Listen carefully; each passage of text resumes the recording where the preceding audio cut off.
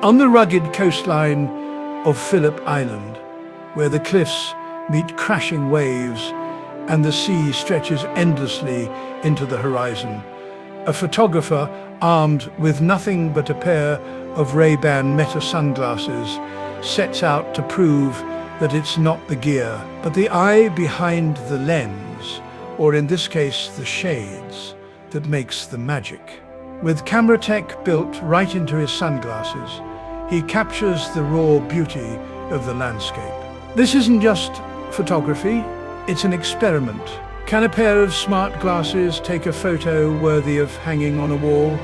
And more importantly, would you even know it was taken on sunglasses? This video isn't about specs or settings. It's about vision, timing, and a little bit of curiosity.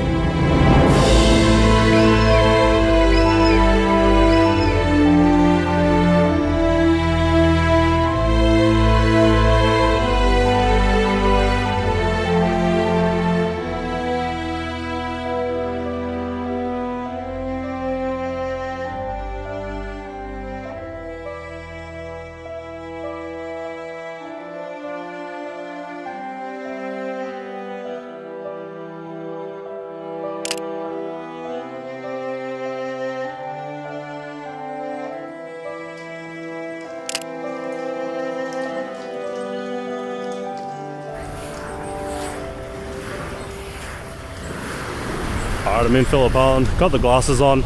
I'll probably go to a few different locations today, but two of the major challenges with these glasses is one of them, I can't see what they're actually taking a photo of. Basically wherever I'm looking is obviously where the photo is going to be, but I can't really align composition or do anything crazy like that. But these photos will be edited, just minor stuff like cropping them, making sure they're straight, highlights, shadows, usual really basic Lightroom adjustments.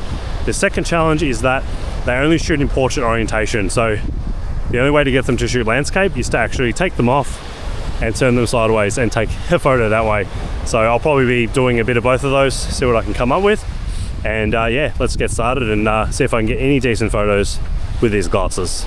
So these glasses also do video and it looks and sounds just like this. All right, so first photo right here, nothing special. Let's start this off with a basic one.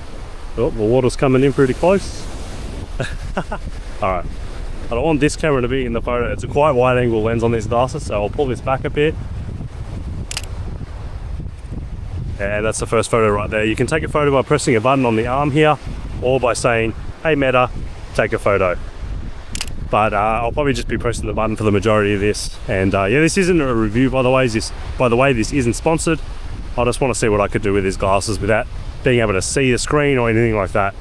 So yeah, another nice little composition here maybe.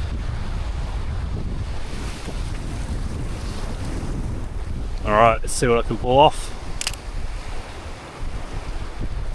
All right, all right, got myself another little composition. I might do this one as landscape. Well, this is hard.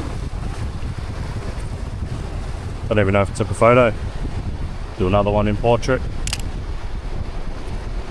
And that's that one there.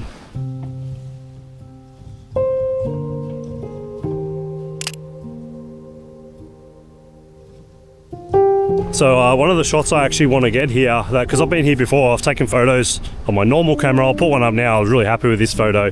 I'm trying to get a similar photo with these glasses, but the tides come in, so I can't even... Basically, I took the photo from somewhere in here, and or out there a little bit more, and I can't do that because, yeah, the tide's in really far. I think it is going out. I just don't know if it'll go out far enough before the sun sets. Sun is setting so early at the moment because it's coming into winter, so don't really have a lot of time. Oh, I think got splashed by water. I might take one here. This might actually be cool. Beautiful, and that's that one there. So yeah, I don't know what these are coming out like. As I said, I can't see them, but I'll see them later when I'm editing, that's for sure.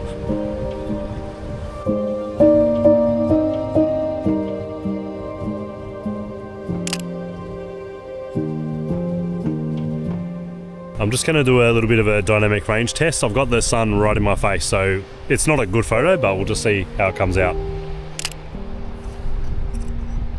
And that's out there. Like I think I said earlier, the process is similar to a phone, so I suspect that it is going to kind of look good.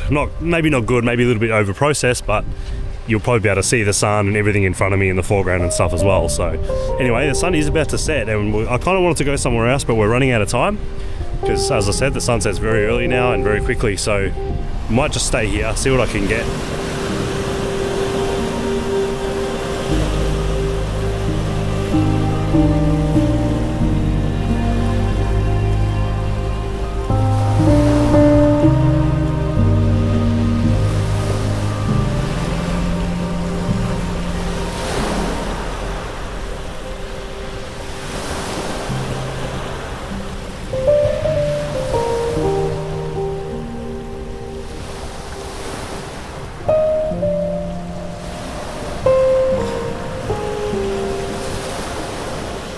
Alright, I got another photo lined up, this time once again shooting towards the sun, so we'll see what this comes out like. I have to keep making sure that this camera isn't in the way of the glasses because this shoots fairly wide. So it looks like I can't really see anything, so yeah. It's hard because I don't know how low I have to be to actually get a foreground. Nah, no manual settings. Yeah, I don't know how low I have to be to like get a foreground in and all that kind of business. Try another one here. I need to lay down maybe.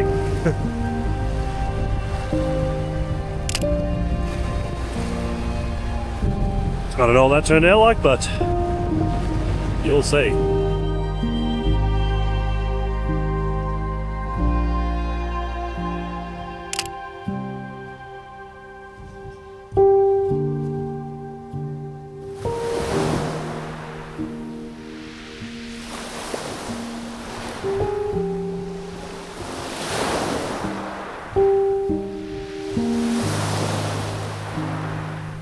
Alright, so it is the next day. I'm just sitting in my camper van, and this is the van I'm actually going to fit out into a proper camper van eventually, so I'm looking forward to that. But anyway, the glasses, they actually went pretty well. I was pretty impressed with a lot of the photos. The quality was there. There was a lot of adjustment in Lightroom in terms of shadows, highlights, exposure, all that type of thing.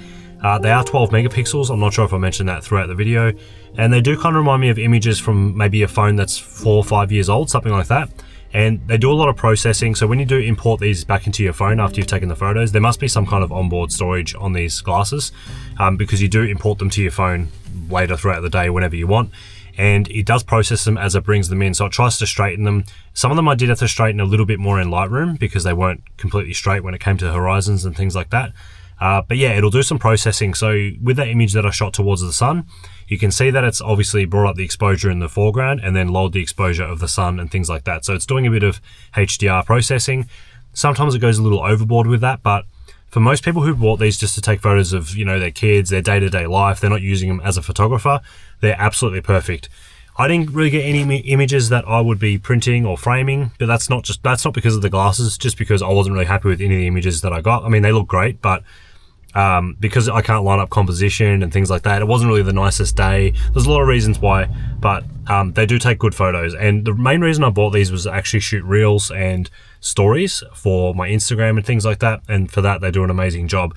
The one thing I found kind of by accident by buying these was when taking photos or videos of my kids, they're absolutely amazing, because whenever I pull out my camera on my phone, especially my son, my elder son, he puts on a bit of an act, or he gets shy and he acts a little bit different. So with these glasses, there's nothing really in between you and them, so they act very, very natural. You capture moments you wouldn't normally capture, and it's very, very quick to just press a button to take a photo or hold it down to record, or even use the voice command if you want to, rather than trying to pull your phone or your camera out, fumbling around and trying to get it out for that specific moment. So yeah, for that purpose, I really love them. I use the AI features in them sometimes, although it leaves a little bit to be desired. Meta AI at the moment isn't the best, so hopefully as time goes on, I'm sure it'll get better and better. But at the moment, it struggles sometimes with simple things that ChatGPT will get just like that.